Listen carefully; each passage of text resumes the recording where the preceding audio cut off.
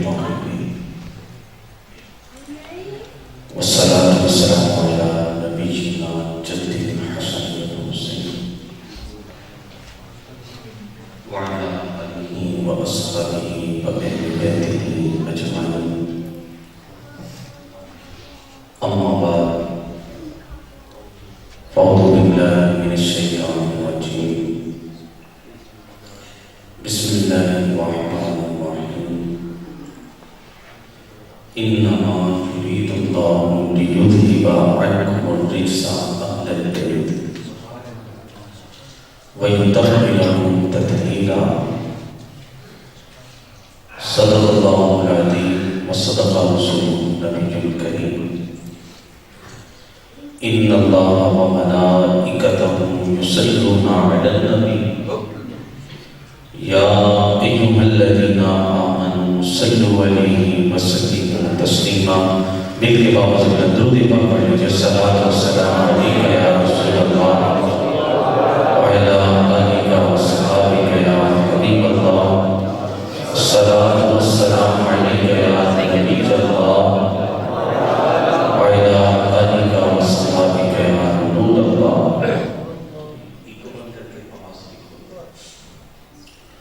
اللہ تبارک و تعالی جل جلالہ و امنہ و اتمہ برہانہ و اعظم شانہ کی حمد و ثنا اور حضور سرور کائنات مفخر موجودات زینت بزم کائنات دستگیر جہاں غم گسار زمان سید سربراہ ہم یہ بے قصاں قائد المرسلین رحمت للعالمین احمد مجتبی جناب محمد مصطفیٰ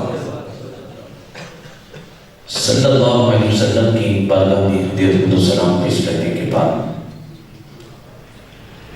رب جلال کی بارگاہ میں یہ دعا ہے سب کا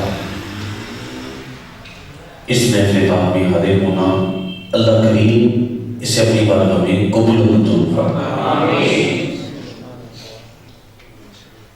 محرم الحرام کی 12ویں شب کا آغاز ہو چکا ہے. اللہ کریم نے قرآن مجید فرقان حمید میں ارشاد فرمایا انما یرید اللہ لیذہب عنکم الرجس اہل البیت ویطہرکم تطہیرا. اے نبی کے گھر والوں، اللہ یہی چاہتا ہے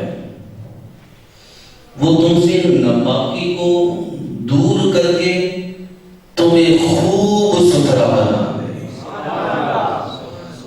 اللہ یہی چاہتا ہے وہ ناپاکی کو لے جائے اور تمہیں خوب ستھرا کر دے. امام ترمذی علیہ رحمہ سیاست کی ترمذی شریف کے اندر آپ لکھتے ہیں کہ جس رات اس آیت کریمہ کا نزول ہوا تو صبح اللہ کے محبوب صلی اللہ علیہ وسلم اپنے گھر سے باہر تشریف لائے. سرکار کے جسم اطہر پر ایک منقش خوبصورت چادر سرکار نے اپنے جسم اطہر پہ دی تھی. میرے آقا کیا لکھتے ہیں کہ سامنے سے حضرت علی رضی اللہ تعالی عنہ تشریف لا رہے ہیں. حضرت فاطمہ الزہرا اور حضرت امام حسن و حسین رضی اللہ تعالی عنہ تشریف لا رہے ہیں. میرے آقا علیہ السلام نے ان پاک ہستیوں کو اپنی چادر کے اندر لے لیا اور سرکار نے دعا کی اللہم ہؤلاء اہل بیتی و خاصتی وطہرہم تطہیرا. اے میرے مولا یہ میرے اہل بیت ہیں، میرے مخصوصین ہیں، تو ان سے ناپاکی کو دور کر کے انہیں خوب ستھرا بنا دے۔ ناپاکی کو مولا دور کر دے، انہیں خوب ستھرا کر دے۔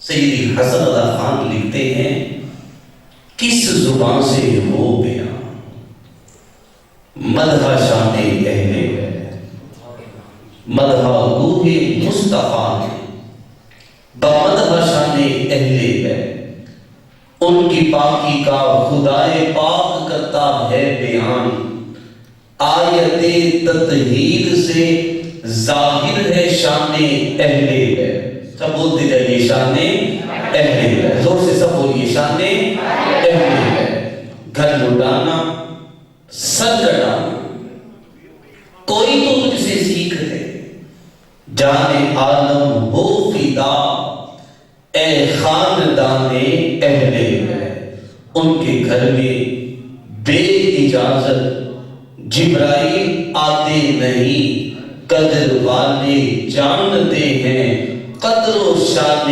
اہل بیت۔ رزم کا میدان بنا ہے جلوہ گاہ حسن و عشق، کربلا میں ہو رہا ہے امتحان اہل بیت۔ خشک ہو جا خاک ہو کر خاک میں مل جا مراد، خاک تجھ پر دیکھ دو سوکھی زبان اہل بیت۔ کس شکیلی ہے حکومت، ہائے کیا اندھیر ہے، دن دہاڑے لٹ رہا ہے کاروان اہل بیت۔ بے ادب گستاخ فرقے کو سنا دے اے حسن، اس طرح کہتے ہیں سنی داستان اہل بیت۔ اللہ کریم نے اہل بیت کی شان کو قرآن مجید میں بیان کیا، فرمایا قل لا اسألکم علیہ اجرا الا المودۃ فی القربی۔ اے محبوبہ فرما دو کہ لوگوں میں تم سے کسی اجرت کا سوال نہیں کرتا، اے لوگوں میں تم سے کچھ نہیں مانگتا، اے لوگوں میں نے اللہ کا دین تمہیں سنایا ہے، اللہ کی توحید تم تک پہنچائی ہے، اللہ کا قرآن تمہیں سنایا ہے، رب کا پیغام تمہیں پہنچایا ہے، اور ان راہوں میں جو مجھ پہ آزمائشیں آئیں، جو مجھ پہ تکلیفیں آئیں، ان راستوں میں میرے آگے کانٹے بچھائے گئے، میرے جسم پہ پتھر برسائے گئے، اور پھر ان راہوں میں میں نے اپنے شہر مکہ کو چھوڑ دیا اور اللہ کا دین تم تک پہنچا دیا۔ لوگوں اس کا بدلہ میں تم سے نہیں مانگتا، الا المودۃ فی القربی، ہاں بس اتنا کہتا ہوں کہ تم میری اہل بیت سے محبت کیا کرو۔ تم سے کسی چیز کا سوال نہیں میں کرتا، تم سے کچھ نہیں مانگتا، ہاں اتنا کہتا ہوں کہ میری اہل بیت سے محبت کرو۔ ابھی جو مودت کا لفظ ہے قرآن مجید میں، الا المودۃ فی القربی، محبت اور مودت میں فرق ہے۔ محبت کہتے ہیں دل کی توجہ، آپ کو کسی سے محبت ہوئی تو دل کی توجہ اس کی طرف چلی گئی، اٹھتے بیٹھتے چلتے پھرتے سوتے جاگتے اسی کا خیال، یہ محبت۔ اور مودت مچھلی کو پانی کے ساتھ ہے کہ مچھلی جب پانی سے باہر نکلتی ہے تڑپ تڑپ کے مر جاتی ہے، تڑپ تڑپ کے ہلاک ہو جاتی ہے، مچھلی پانی سے جدا ہوتی ہے تو اپنی جان دے بیٹھتی ہے۔ تو فرمایا کہ تم نے میری اہل بیت کے ساتھ محبت اس طرح کرنی ہے کہ جس طرح مچھلی پانی سے محبت کرتی ہے، وہ محبت ہو تمہاری۔ تو میرے آقا علیہ السلام نے ارشاد فرمایا حب آل محمد صلی اللہ علیہ وسلم خیر من عبادت سنت۔ سرکار علیہ السلام ارشاد فرماتے ہیں کہ میری اہل بیت کے ساتھ محبت محبت کرنا ایک سال کی عبادت سے بھی بہتر ہے، ایک سال کی عبادت سے بہتر۔ اسی آیت کی تفسیر میں امام راضی علیہ رحمہ نے تفسیر کبیر میں لکھا، اللہ کے محبوب فرماتے ہیں من مات علی حب آل محمد صلی اللہ علیہ وسلم مات شہیدن۔ میرے آقا علیہ السلام نے ارشاد فرمایا کہ جو بندہ دل میں اہل بیت کی محبت رکھتا ہے، جس کے دل کے اندر اہل بیت کی عقیدت ہے، اہل بیت کی الفت ہے، اہل بیت کی محبت ہے، جب یہ بندہ انتقال کر جائے گا اور پھر اسے جب قیامت کے دن اٹھایا جائے گا تو اللہ کریم اس محبت کرنے والے کو قیامت کے دن شہیدوں کے ساتھ اٹھائے گا، شہیدوں کے ساتھ اٹھایا جائے گا۔ میں ہاتھ پہلے اپنے جوڑ لوں تو درود پاک پڑھ لیجیے، الصلاۃ والسلام علیک یا رسول اللہ وعلی آلک وصحابک یا حبیب اللہ، الصلاۃ والسلام علیک یا نبی اللہ وعلی آلک وصحابک یا نور اللہ۔ آپ بس توجہ سے نا صرف سبحان اللہ کہتے رہیں، اور جو بات میں کرنا چاہتا ہوں آپ توجہ سے وہ سن لیں۔ اب آپ کی مہربانی میرے ہاتھ آپ کے اندر باندھ دیں، کوئی بھی پیسے پھینک دینا ہے، صرف آپ نے سننا ہے اور سبحان اللہ کہنا ہے، ذرا زور سے کہہ دیجیے یہ اپنا کام ہے، یہ ذرا کرتے رہیے، باقی آپ بیٹھے رہیں توجہ کے ساتھ سنیے۔ پھر میں آپ کو فرماتے ہیں کہ جس سے اہل بیت کے ساتھ محبت ہے اور اس محبت میں مر گیا، اللہ اسے شہیدوں کے ساتھ اٹھائے۔ اب شہادت ملتی کیسے ہے؟ گھر کو چھوڑنا پڑتا، بیوی بچے چھوڑنے پڑتے، اپنا علاقہ چھوڑنا پڑتا، اپنے خاندان کو چھوڑنا پڑتا، اپنا شہر چھوڑنا پڑتا، پھر تلوار ہاتھ میں لے کر میدان میں نکلنا ہے، دھوپ اور بھوک اور پیاس اس کی شدت ہے، اور اس کے بعد اپنی گردن کٹوانی ہے، سارا جسم کا خون نکلنا ہے، اور پھر تمہیں شہادت ملے گی۔ اور ادھر دیکھو کہ اہل بیت کے ساتھ پکی محبت کر لو، سچی محبت کر لو تو اللہ کریم گھر بیٹھے تمہیں شہادت کا ثواب عطا فرما دے۔ اللہ شہیدوں کی صفوں میں رکھے گئے اس بندے کو۔ یہ میرے آقا نے فرمایا الا من مات علی حب آل محمد کان مغفورا لہ۔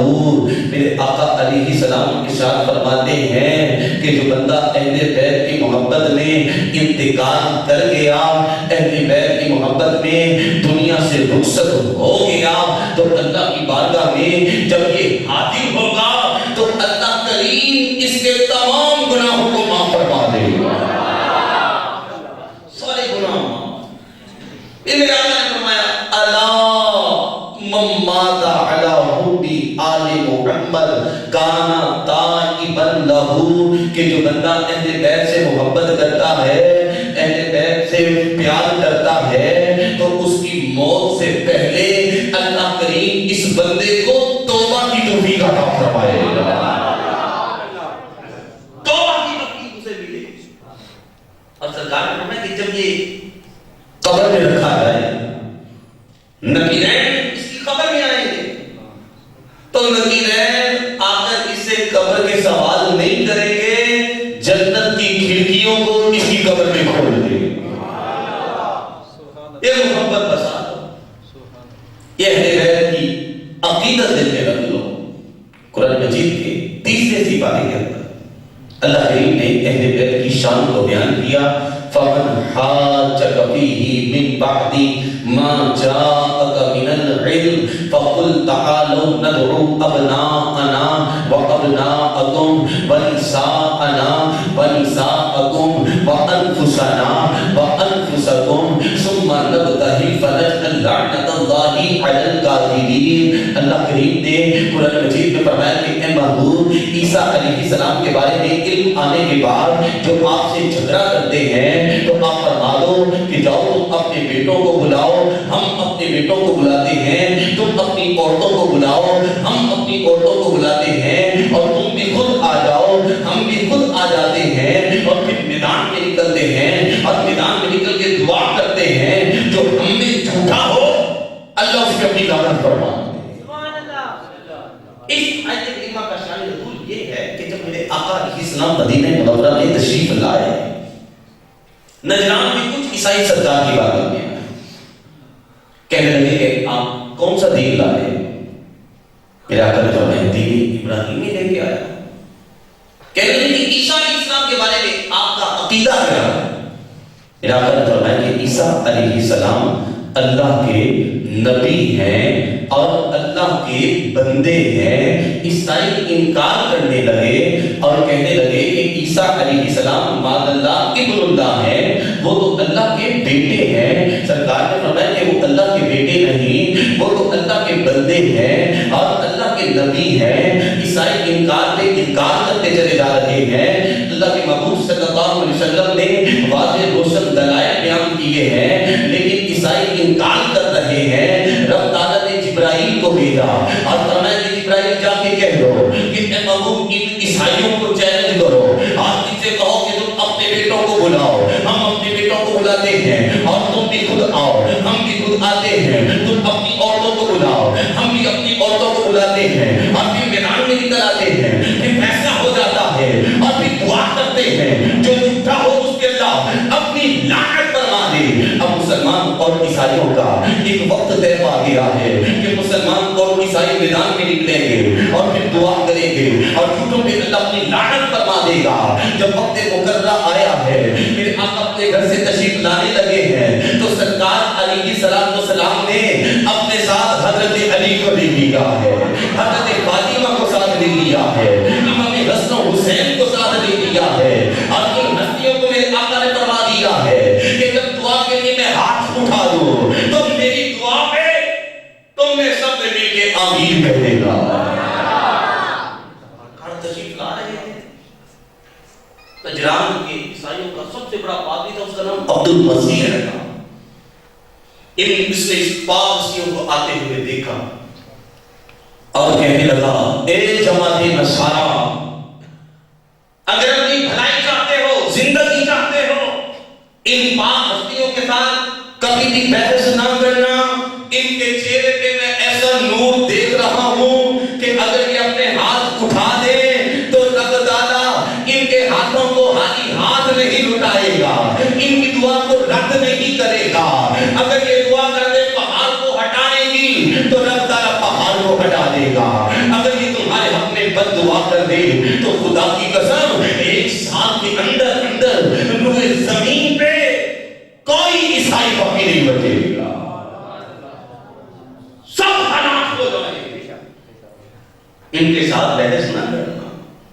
میرے آقا علیہ السلام نے جن ہستیوں کو اپنی چادر میں لیا، سرکار نے ان کو فرمایا کہ میری دعا پہ آمین کہنا، وہ ذات حضرت علی، اور حضرت علی کی شان میں میرے آقا فرماتے ہیں من احب علی فقط احبنی ومن احبنی فقط احب اللہ، کہ جس نے علی سے محبت کی اس نے مجھ سے محبت کی، اور جس نے مجھ سے محبت کی اس نے اللہ سے محبت کی۔ ومن ابغض علی فقط ابغضنی ومن ابغضنی فقط ابغض اللہ، کہ جس نے علی سے بغض کیا اس نے مجھ سے بغض کیا، اور جس نے مجھ سے بغض کیا اس نے اللہ سے بغض کیا۔ لوگ علی سے محبت کرو۔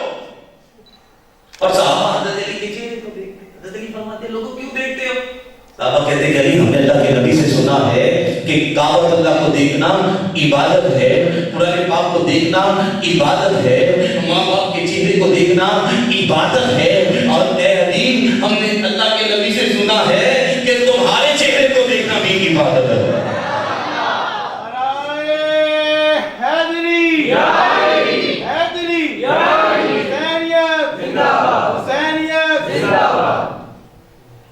پورے نعرہ لگا رہے ہیں، کون سا نعرہ تکبیر؟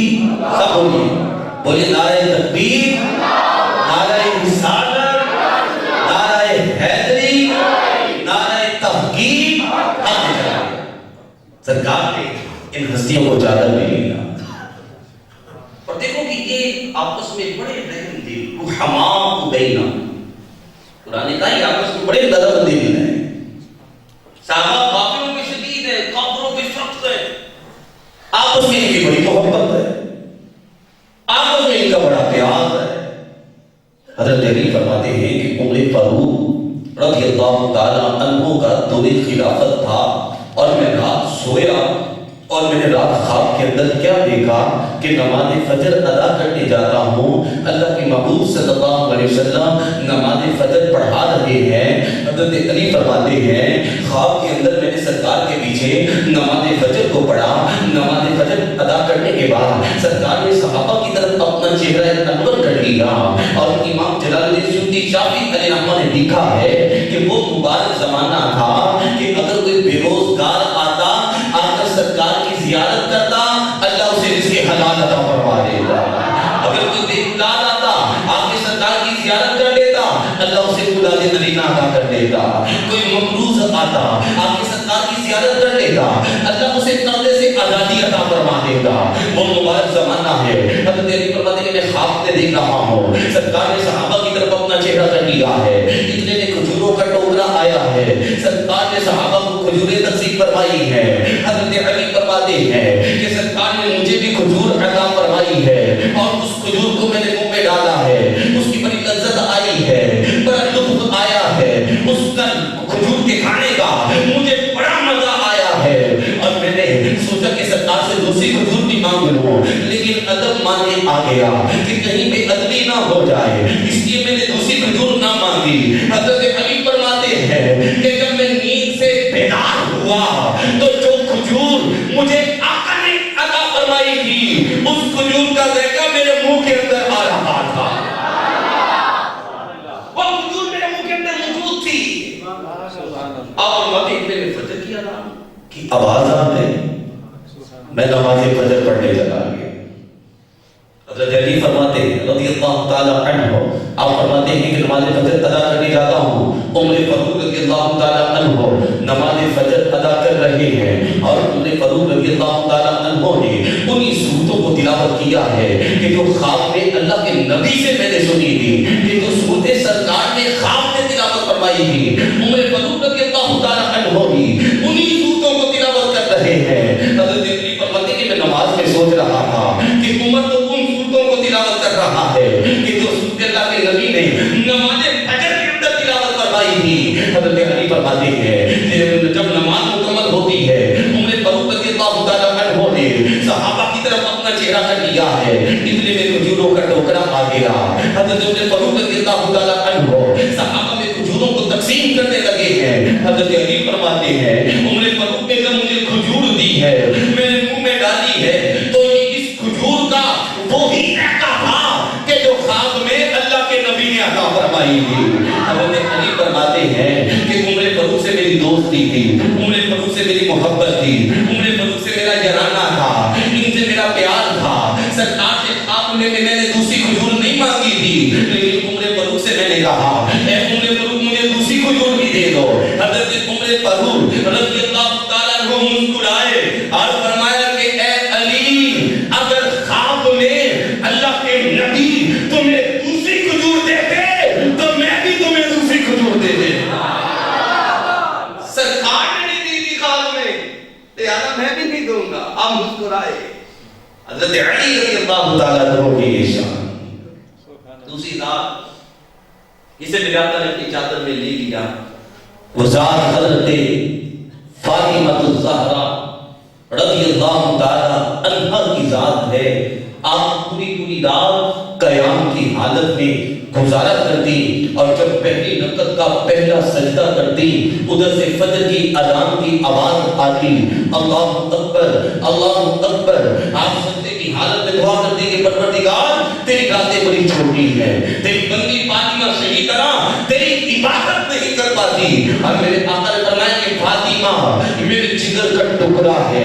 سرکار نے ان حالات میں فرمایا کہ جب لوگ اپنی بچیوں کو قتل کر دیتے، جب اپنی بچیوں کو زندہ دفن کر دیتے، جب اپنی بچیوں کی تحقیر کرتے، جب اپنی بچیوں کو ذلیل سمجھتے، جب بچیوں کو زندہ قتل کر دیا کرتے تھے. سرکار نے فرمایا کہ لوگوں تمہاری حالت یہ ہے کہ تم تو اپنی بچیوں کو قتل کرتے ہو اور میری محبت میری بیٹی فاطمہ سے دیکھو کہ میری بیٹی فاطمہ تو میرے جگر کا ٹکڑا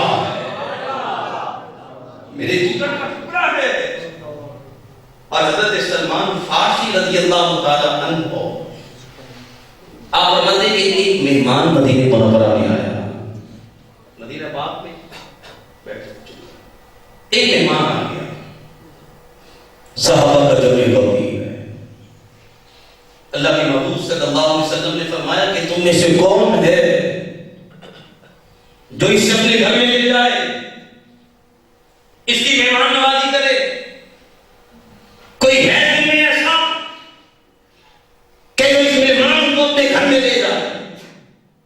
سلمان فارسی فرماتے ہیں جتنے صحابہ بیٹھے تھے کسی کے پاس بھی اتنا مال نہیں تھا, ایک وقت کا کھانا نہیں تھا کہ جو اس مہمان کو اپنے گھر میں لے جا سکتا. ایسے حالات ہیں. اور اس وقت صحابہ کو ایک کھجور ملتی اور اسی کھجور پہ وہ سارا دن گزارا کرتے, اور وہ بھی کبھی ملتی کبھی نہ ملتی. اور یہ حالات ہے. سرکار نے ارشاد فرمایا کہ سلمان مدینہ منورہ کے جو مسلمانوں کے گھر ہیں وہاں پر اس مہمان کو لے جاؤ اور دروازہ بجاؤ اور پوچھو کہ کسی کے گھر میں کھانا ہے تو یہ اللہ کے نبی کا مہمان آیا ہے, کون اس کی مہمان نوازی کرے گا, کون اس کو کھانا کھلائے گا, کون اس کی حاجت کو پورا کرے گا. سلمان فارسی فرماتے ہیں میں نے ہر گھر کے دروازے میں دستک دی لیکن کسی گھر میں بھی کھانا نہیں تھا. سلمان فارسی فرماتے ہیں کہ میں جب سب سے نا امید ہو گیا تو میں نے حضرت فاطمہ الزہرا رضی اللہ تعالی عنہا کے دروازے پہ دستک دے دی. حضرت سلمان فارسی فرماتے ہیں کہ حضرت فاطمہ کے دروازے پہ دستک دی اور سرکار کا پیغام سنایا کہ اللہ کے نبی نے بھیجا ہے اور فرمایا ہے کہ یہ مہمان آیا ہے مدینے میں, کون ہے جو اسے کھانا کھلائے گا. حضرت فاطمہ فرمانے لگی اے سلمان 3 دن سے ہمارے گھر میں بھی چولہا نہیں جلا ہے اور ہمارے گھر میں کچھ بھی کھانے پینے کے لیے موجود نہیں ہے. حضرت سلمان فارسی رضی اللہ تعالیٰ عنہ کو حضرت فاطمہ نے اپنی چادر عطا فرمائی ہے اور علماء نے لکھا وہ مبارک چادر ایسی تھی کہ وہ چادر بھی کھڑی ہوئی اور اس کے اوپر بھی دیوان لگے ہوئے. حضرت فاطمہ نے عطا فرمائی, کہا کہ سلمان اسے دے جاؤ, اسے بھیج دو اور سرکار کے مہمان کی حاجت کو پورا کرو. سلمان فارسی فرماتے ہیں وہ چادر میں نے 10,000 درہم کی ایک یہودی کو بیچ دی اور یہودی اس رقم کو جب اس نے مجھے دی میں نے وہ ساری رقم سرکار کے مہمان کو دے دی. اور جب یہ یہودی سرکار علیہ السلام کی بیٹی کی چادر کو لے کر اپنے گھر میں جاتا ہے تو گھر کے اندر نور ہی نور پھیل جاتا ہے. اور کتنے میں یہودی اپنے بچوں کو لے کر حضرت فاطمہ کے دروازے پہ آتا ہے اور آ کے حضرت علی سے کہتا ہے کہ کلمہ پڑھا کے ہم کو بھی مسلمان کر لیجیے, ہمیں بھی کلمہ پڑھا دیجیے. وہ ذات حضرت فاطمہ الزہرا رضی اللہ تعالی عنہا کی ہے. حضرت علی فرماتے ہیں میں گھر میں آیا اور حضرت فاطمہ کو بتایا کہ آج میرے بھائی عثمان رضی اللہ تعالی عنہ نے سرکار کی ایسی دعوت کی ہے کہ آج سے پہلے کبھی کسی نے اللہ کے نبی کی ایسی دعوت نہ کی ہوئی. حضرت فاطمہ فرمانے لگی کہ علی بتاؤ کیسی دعوت کی ہے. حضرت علی فرمانے لگے کہ فاطمہ آج حضرت عثمان غنی نے سرکار کی بڑی پیاری دعوت کی ہے.